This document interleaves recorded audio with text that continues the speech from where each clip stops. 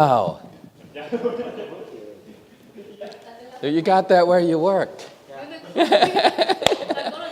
You got one too. We bought one too for my son. Anyways, all right. Yes, that is indeed a very good question that we often ask.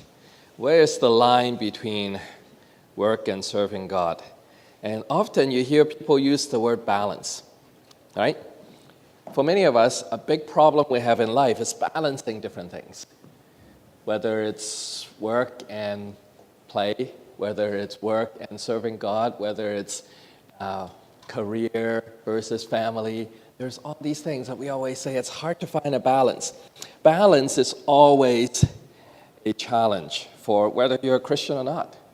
Always been a challenge. In this age, I guess. There was a time when that wasn't such an issue, long time ago, because people didn't need to balance. Life seemed to be in equilibrium. There was a society, there was a time where everything seems to just fit. But it's been a long time since people could find a life easily that everything just fits.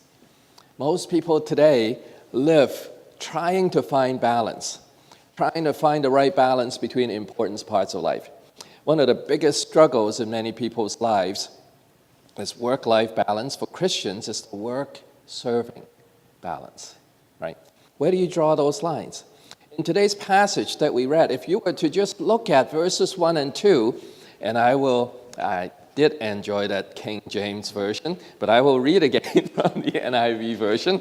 I'll read verses 1 and 2. My son, do not forget my teaching, but keep my commands in your heart.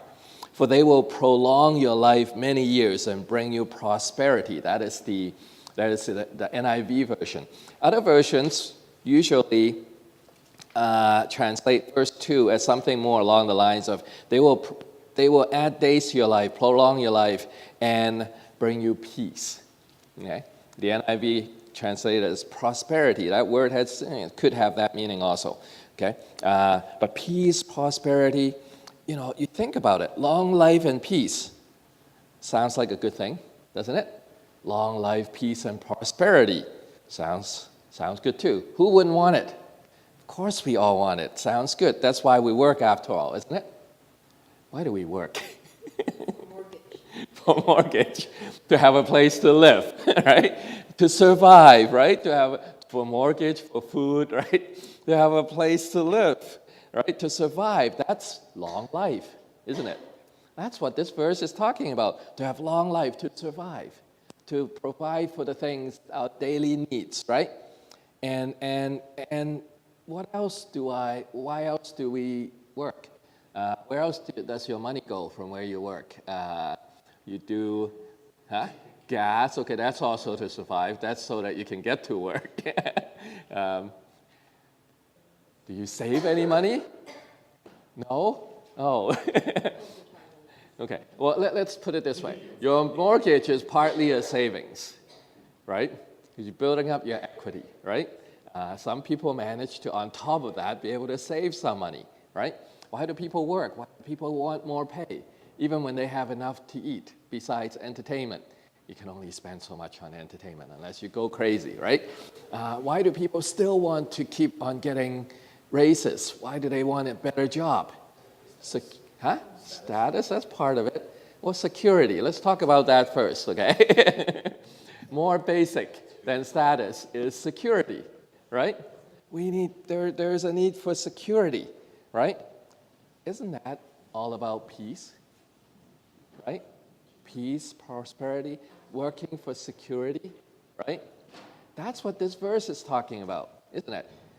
It's talking about us working to have long life, working to have peace, to have security, working to be able to live, to keep on living, right? These two verses seem to be just talking about that, right? Talking about work. And if we only take these two verses, it sounds like that this passage is all about keep my commandments, follow my teachings, then you will succeed in life. That's what it sounds like, doesn't it? If we only take these two verses, that's what we may well, we may think, and that part is actually true. It is a promise, a principle, I should say, not a promise. Proverbs tend to be principles. They're not ironclad promises if you read Proverbs, okay? You have to understand that form of, that type of writing in the Bible. Many of the words that God says are promises, which means they're guaranteed outcomes, okay? Some even prophecies in the Old Testament are not guaranteed outcomes. The prophecies are, if you don't turn back to me, then this will happen. It's implied. Sometimes it doesn't say, if you don't turn back to me. A lot of time it does. If you don't turn back, then this will happen. So it's a conditional thing about the future, right? But in other places where God says, I promise you this, it's an ironclad promise. Proverbs are principles, okay? They work, but they're not guaranteed 100%, okay? Because they work if you do a whole bunch of other things, if you follow God in a whole bunch of other ways. Well, this principle is true. If you follow God's commands and follow his teachings, in principle, you will live long life. You will have peace. You will have security, right? And it sounds like that following God's commands is a way of getting success in life. And there are people who think that. But we're going to see that that's not quite what it means as we go on, right? And but first, I want to kind of look at an interesting thing. Look at how life changes when we follow this passage, all 6 of these verses, to different degrees and different depths. If you take it, only the first 2 verses, if we try to balance our lives and follow these verses, only looking at verse 1 and 2, you might come with this approach, okay? Well, first of all, if you don't follow these verses at all, don't even follow God's teachings and commands at all. What do you do with your life balance? We set our own balance, right? We have our own ideas about what the balance is. We set our own priorities, isn't it? Isn't that true? If we don't follow these 2 verses at all, that's at the very top surface level with no faith in God. We just set our own things, right? And I'm going to say that that's why today's people have such a struggle with balancing their lives, because they're not listening to God at all. They're just listening to what this society says, right? Going after what it says, going after what is available, what our culture sets in front of us. And there are many things that look good, and we can't balance them all. And a message that says, you can have it all. You don't have to make choices. You can have it all. In fact, if you don't go after all of it, there should be a fear. What's that fear? It was a new thing from a couple of years ago called the fear of missing out. Remember that? Okay. So people go after many things and say yes to way too many things. Why? Because of the fear of missing out, right?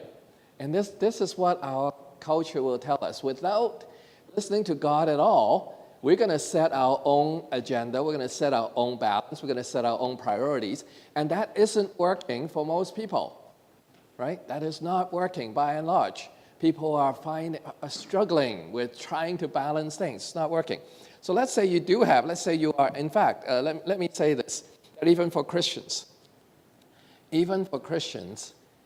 we can make a mistake and still not really know how to balance things and follow God's teachings. There are many Christians with the saying of, I put God first.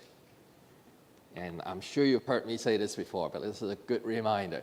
I put God first. And what do they mean by I put God first? That means they have a priority list. And in their priority list, they have one item, which is God and things I do that's related to God. And then they have a whole bunch of other items that does not have anything to do with God. Okay? So they've divided their life that way. Stuff that have to do with God, and the rest is stuff that doesn't have anything to do with God. And what they mean by I put God first is that I put the item that is stuff that have to do with God, I put that first in my priority list. Not bad. The problem is, let's say you have 20 items in your priority list. So you do the thing for God first, and then you spend the rest of your time doing the other 19 items. And God is not in the other 19 items, right? Well, I guess that's a little bit better than not following God at all, but it's really not much better, right? It's really not much better. If we try to balance our lives only based on these verses, we are likely to adopt another approach, which is still better than the first two that I just said, okay? So a third approach, when you actually try to follow this, do not forget God's teaching and keep God's commands in our hearts. If we're able to do that, we actually keep God's commands in our hearts, the first thing we do is we take that priority list that puts God's first and change it. How? You might say, what's better than putting God first?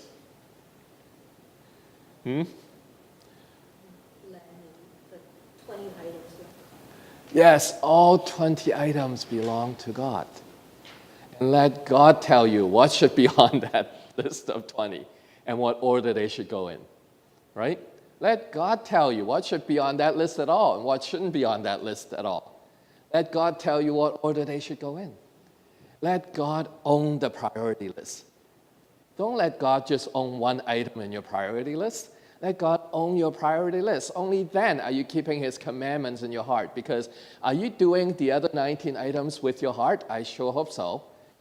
And if you are, and if you have God's command in your heart, then God is in all the other 19 items.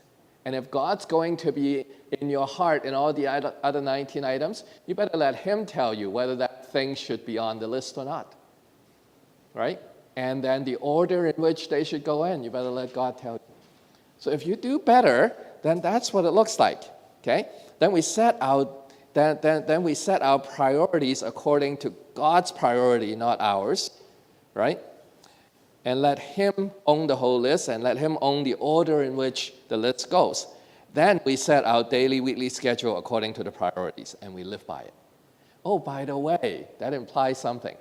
Having a priority list is meaningless unless you actually put it in your schedule. I've discovered that a long time ago. I have a to-do list that's, yay long. If I stretch it on my phone, it'll go beyond the screen of the phone. I have this to-do list. And until I actually put it in my calendar, none of it gets done. It just sits there forever. Okay? Having a priority list means nothing. And sometimes I would actually go and, I would move. For my list, it's really easy to move the order. I just drag and move the order of the list. I would actually prioritize my to-dos. But I discovered I actually wasn't doing any of them. Why? Because I never put it on my schedule, right? So in the end, you gotta have a schedule. You have a priority list and you start putting things in your schedule. Then I discover, okay, I actually start doing some of it. So hey, not bad, right? Still long ways from hitting that whole list. But that's a whole other story. So you have God's priority list for you, and then you put it in your schedule, and you set your schedule accordingly, right? So that's good. With that first level of understanding of just verse 1 and 2, that's how far we go in terms of living. And you might say, how much further can you go? Oh, let me tell you, there are 2 other levels, okay? You should be wondering, right? Besides giving God your priority list and letting that drive your schedule and fill your schedule with it, are there still further ways and deeper ways of following God? Now, the first thing that this, as we hit the next verse, you'll realize this balance thing, okay? If you're giving God all of it, it's already a fairly clear hint that we don't balance it, okay? We're not the ones who tries to balance the different items, right? And it becomes even more clear when you look at verse 3 and 4. Verse 3 and 4 says, let love and faithfulness never leave you. Bind them around your neck. Write them on the tablet of your heart. Then you will win favor and a good name in the sight of God and man. These verses are challenging when it comes to looking at life. One of the reasons why is because verse 1 and 2 seems to shape the idea of here are the things we need to do in order to have a successful life. to have long life, to have peace, to have prosperity, right? And then verse 3 turns to, what those teachings are. The teachings are love, mercy, faithfulness, or truth. Those words, love and mercy, faithfulness, and truth are kind of translations of those Hebrew words, those two Hebrew words, okay? Those things, when you think about it, you realize it's not for ourselves. Love is sacrificial for someone else's good. Mercy is for someone else, right? Love and mercy is for someone else. Faithfulness, it's not to benefit ourselves. If you made a promise and then you decide that, it's a bad deal to keep the promise, but you're going to keep it because you're going to remain faithful, well, that's not the best thing for selfish reasons, is it? No. Faithfulness is for other people. God's faithfulness to us is for our good. Our faithfulness to those around us is for their good, right? And now, all of a sudden, God is saying, in order for you to have long life and peace, you are to live for other people. There is no line between what you do for yourself and for others. The two merge together. And then it says here that if you do this, you will win favor and a good name in the sight of God and humans. There is a gain, a blending of the two. There is no separation anymore between you being seen as good in the eyes of God versus people. There is no more that line that we like to draw, that we try to balance with. You see, the key to balance is actually not to balance. If we try to draw that line, it's a losing proposition. Never works. No matter where you draw the line, you're going to run into problems. And I've tried. Many people have tried. Okay? Not until I give all of it and realize that there is no separation between any of those things, between what we do for God and what we do for others. There is no separation between what we do for others and what we hope to gain for ourselves. When we take away that separation, that is when we achieve a life that is in balance, because we're no longer trying to balance competing things. At this point, everything that we do in our lives is well integrated. They all work together in the same direction for the same goal, right? That's what happens. That is the thing that God is telling us to do. And God is also saying, don't just think about the tasks that you do. Don't just think about what you spend time on, how many tasks you have to do. And God's saying, don't worry about the long list that you have, Lou, in your to-do list, okay? All you got to worry about is the ones that I tell you to do and how you're supposed to do them with love and faithfulness. That's more important than how many of those you knock off, right? It's the quality by which we do things. And it allows us to live with no separation between what's good for us in the eyes of God and man, no separation for what's good for us and for others. Doing the right things has the same good impact for us. Extend our days and peace, and also for others. And will be seen as good in the sight of God, and also will be seen as good in the sight of others. But practically, how do we live that out? I was talking about our priority list and our schedules. How can we do even better than letting God own our priority list and then letting that priority list determine our schedules? You know what I found to be the biggest barrier to love and faithfulness? For all of us, even for Christians, even for pastors? The biggest barrier for love and faithfulness is we don't have time to do it. Have you ever found that?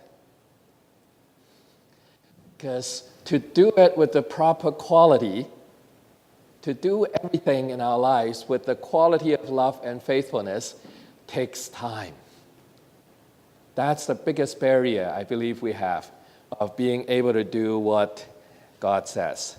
So if you have a priority list and you have a schedule that's filled with things that you are giving all to God, whether it be at the workplace, whether it be at church, whether it be with your family, everything is for God. You've got it all filled out and you've got it scheduled.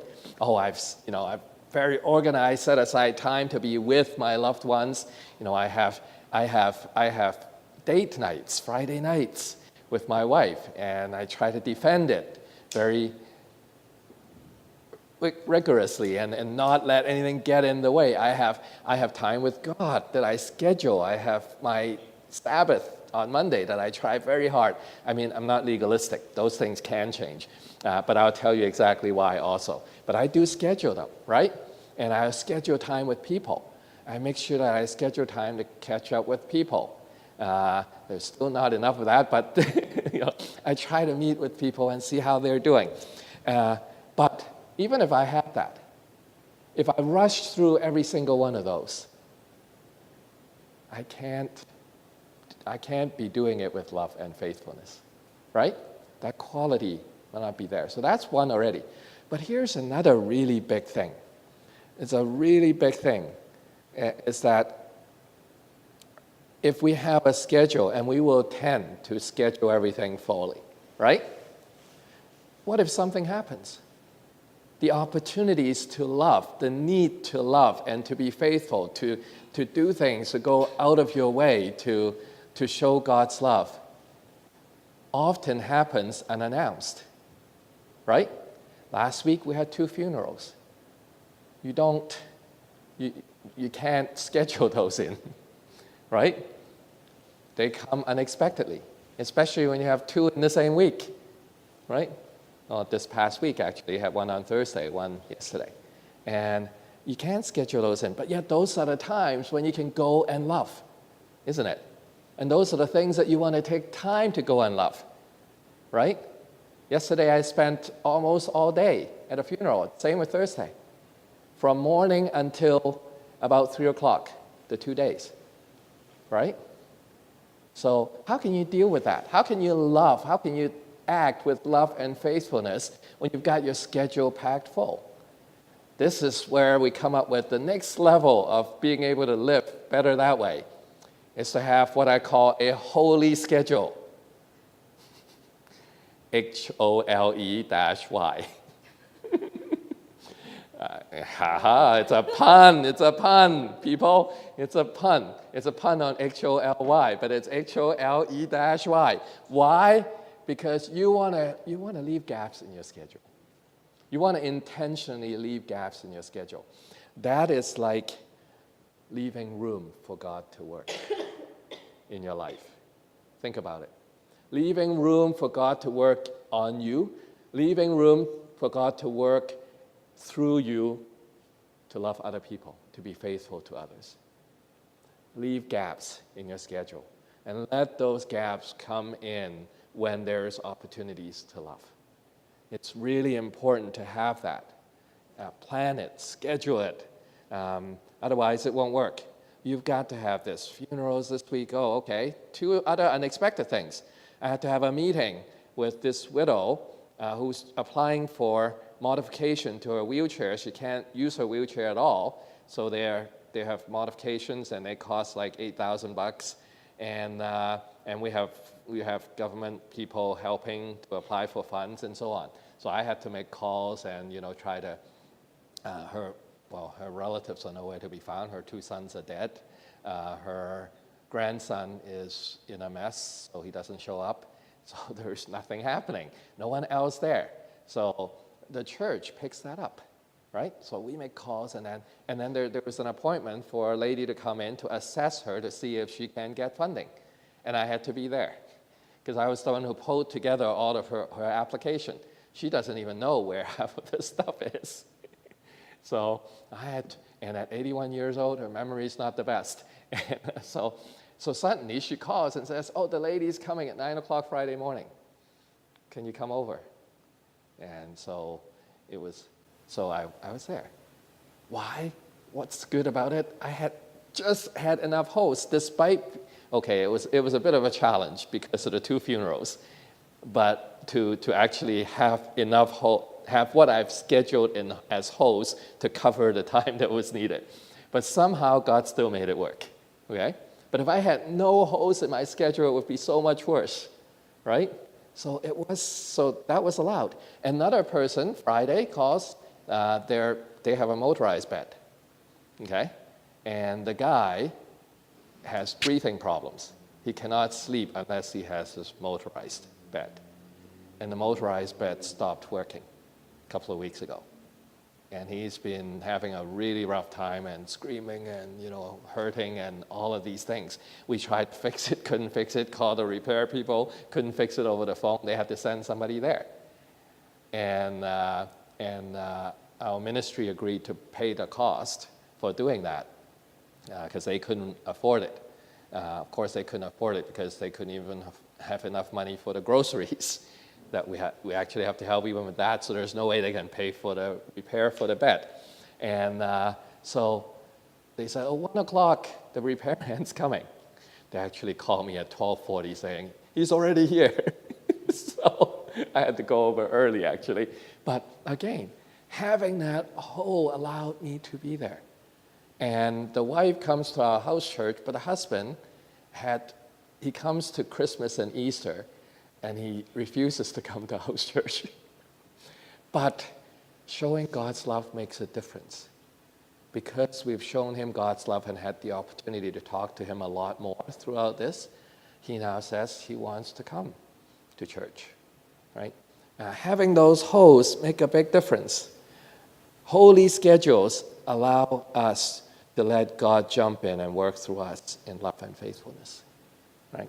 So it's a good practice. So today I'm giving you kind of theory about levels of depth, but also very practical ways of how you can actually do this, okay? Verse 5 and verse 6 makes it clear, right? These two verses we know well, don't we? Trust in the Lord with all your heart and lean not on your own understanding. In all your ways acknowledge him, and he will make your path straight, right? In all your ways. Right? There we go again. No separation between serving God and living our own life or serving others. No separation between any of those. All your ways. Makes it clear that we are to trust God more than we trust ourselves in every single area of our lives. It's not about trusting only when we don't understand. We do that, don't we? Right? If we can understand something, our default position is to trust our understanding. Isn't it true? It's very interesting that God's command is precisely that when you do understand. He doesn't say, trust me when you don't understand something. He says, it's precisely when you think you understand something. Trust me.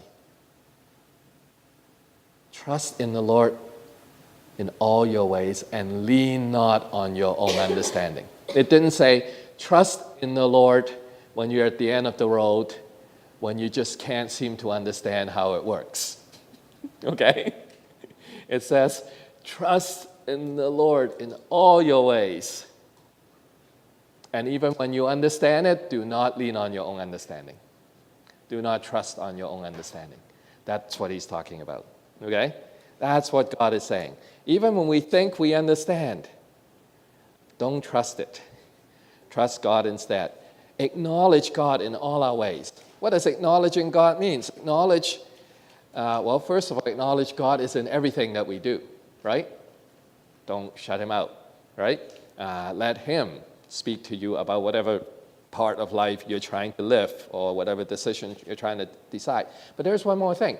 Acknowledging God means acknowledging that he is God.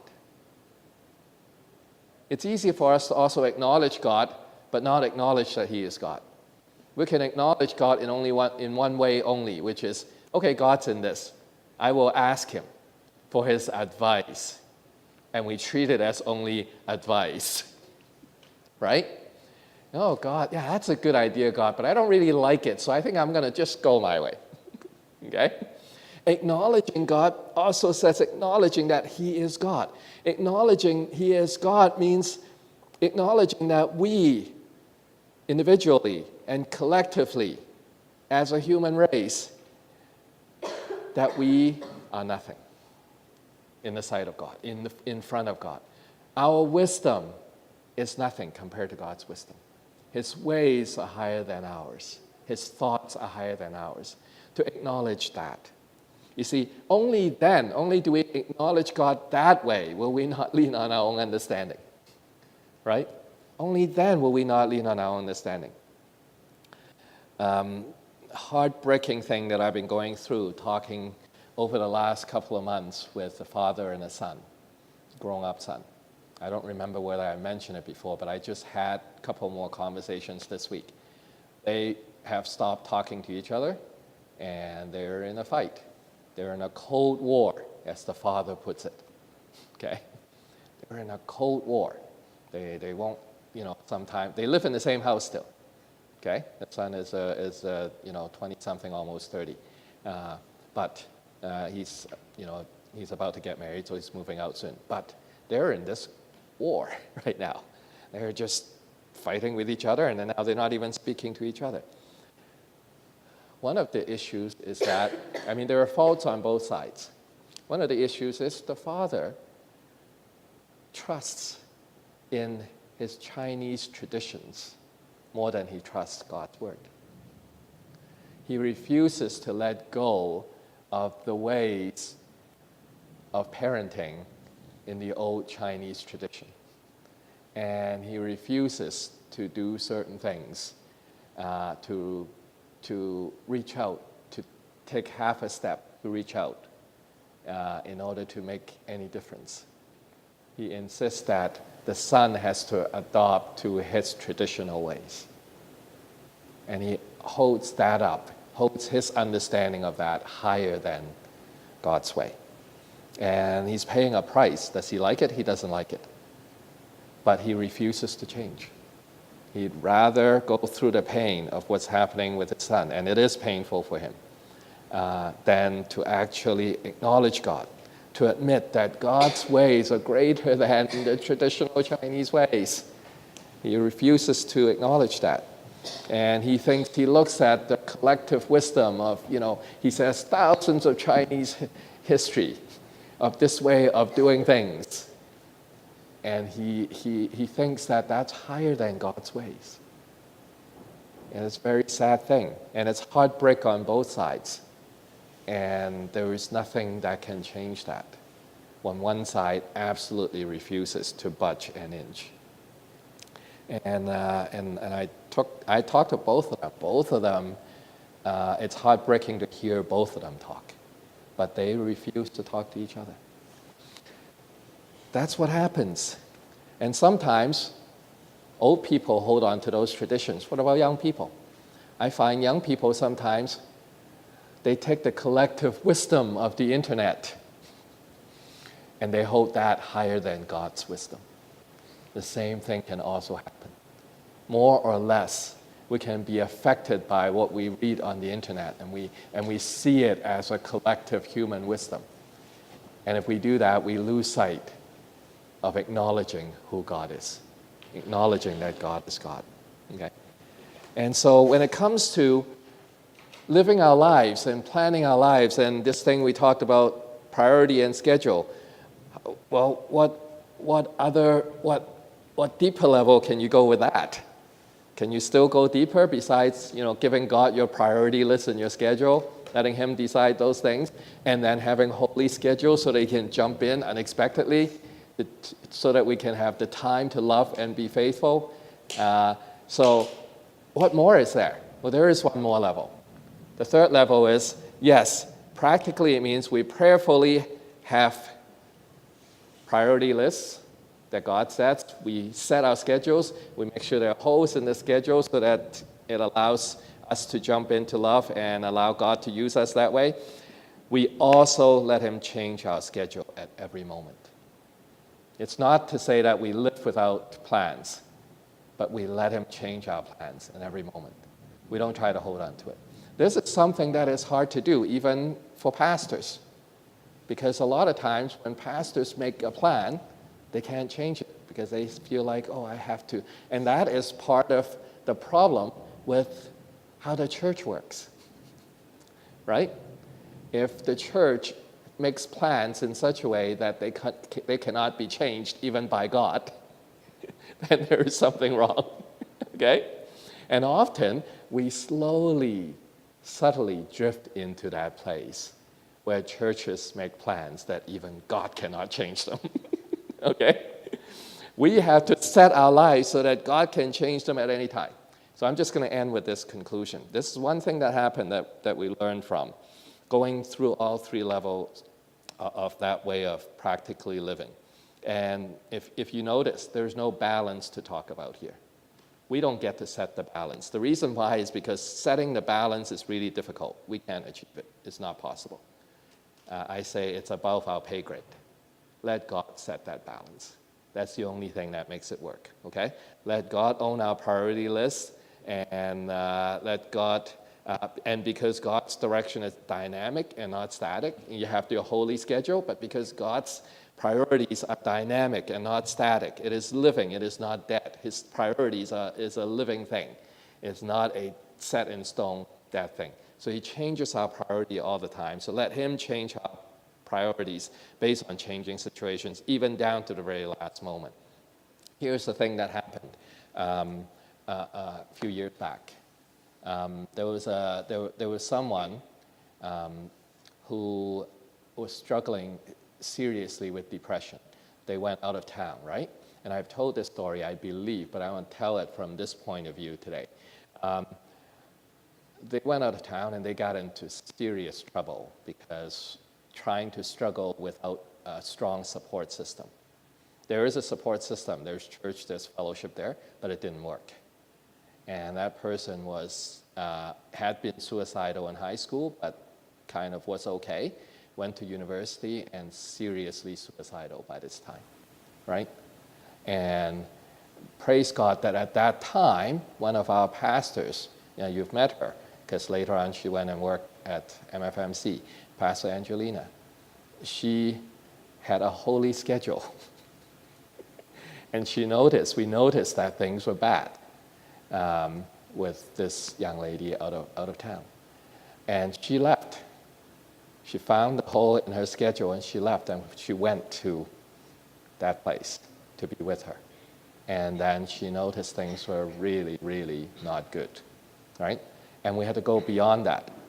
And when she and I talked, we realized that the only thing that should be done is actually to go and bring that young lady back home immediately, because she was actually in danger, right? So thank God, I also had a holy schedule. So I had hope, but that wasn't enough, because that evening we had a program. We had a big program in the Pink Lounge that I had to be at. I had a new guy who had just started. He doesn't know what he's doing. And I also had to bring the equipment down there, and he and I were supposed to run the event that night. And but God's voice was clear. Don't worry about the event. It'll be okay. So much to this young man's chagrin who had just joined us, I said, hey, I got this other thing that God's telling us to do.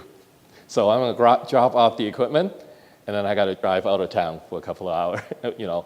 Well, actually, it ended up being 5 hours. I had to drive out of town, and I had to bring somebody back because their life depended on it. And that's what happened. It's only possible if we think of our priorities and our schedules that way. And praise God that that was done. Because I don't want to think about what probably would have happened if that wasn't done. Right? So, yeah, remember to live with all three of those levels. Okay? Let's pray. Heavenly Father, thank you for showing us these things, for showing us that maybe balance isn't the right approach at all. That instead, when we give everything to you, you balance it for us. And when you teach us how to schedule our time to allow you to work, then indeed we would live a life with our days prolonged and also with peace in our hearts all throughout. Lord, help us to do this in very practical ways. Help us to be able to put this into practice. In Jesus' name, amen.